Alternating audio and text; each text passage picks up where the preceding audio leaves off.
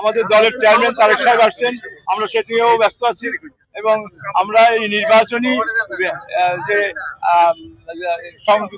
গণতন্ত্র সংযোগ এটার সাথে তারেক সাহেবের এই মিটিংটাকে আমরা মিলিয়ে ফেলেছি এবং তার জন্য আমাদের জনগণের সঙ্গে মিটিংটা সাকসেসফুলের জন্য কাজও হচ্ছে, আমাদের নির্বাচনের কাজও হচ্ছে।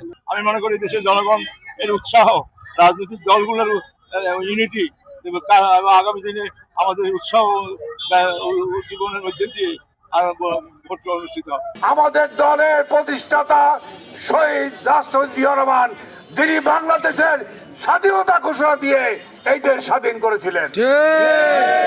আমাদের নেত্রী খালেদা জিয়া তিনি কয়েকদিন আগে আল্লাহর ডাকে চলে গেছেন। তিনি বাংলাদেশকে একটা জায়গায় কোটি কোটি মানুষ তা দানাতে উপস্থিত হয়ে এটা ঐক্যের প্রতীক হিসাবে তিনি রেখে গেছেন। তিনি গণতন্ত্র কিভাবে প্রতিষ্ঠা করতে হয় নিজে জেল খেটে নিজে আন্দোলন সংগ্রাম করে উনি শিখিয়ে গেছেন। আমাদের তারেক রহমান স্বৈরাচারের বিরুদ্ধে আন্দোলন করে এই যে গত ছাত্র সমাজ সহ বিএনপির লাখ লাখ নেতাকর্মীর যে মামলা এবং হাজার হাজার কর্মীর জীবন দিয়ে স্বৈরাচারের পতন হয়েছে।